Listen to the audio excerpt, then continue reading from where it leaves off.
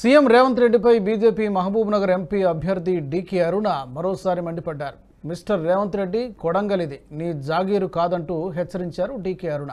BJP కార్యకర్తలను బెదిరించి అక్రమ కేసులు పెడితే భయపడేది లేదన్నారు. ఇక్కడున్నది చిట్టెం నర్సిరెడ్డి బిడ్డ, తగ్గేది లేదని హెచ్చరించారు.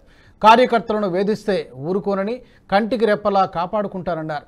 కల్వకుర్తి పాలన తేవాలని రేవంత్ చూస్తున్నారని విమర్శించారు. ఎన్నికల హామీలైన రైతు రుణమాఫీ, క్వింటాల్ ధాన్యానికి 500 రూపాయల బోనస్, మహిళలకు నెలకు 2500 రూపాయలు ఎందుకు ఇవ్వలేదని ప్రశ్నించారు. జిల్లా వాసినని చెప్పుకుంటున్న రేవంత్ రెడ్డి పాలమూరుకు చేసిందేమీ లేదని విమర్శించారు. దేశం కోసం మోదీని పాలమూరు కోసం తనను గెలిపించాలని కోరారు.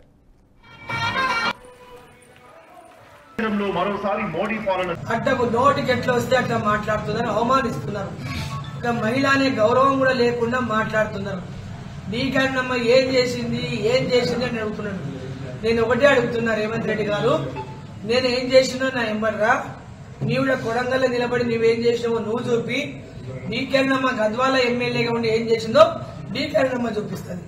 మన దానికి నువ్వు తయారున్నావా? తయారుంటే రా, నువ్వు ఇద్దరము 2 బండ్లు వేసుకొని మీడియాని తీసుకొని పోదాం కదా.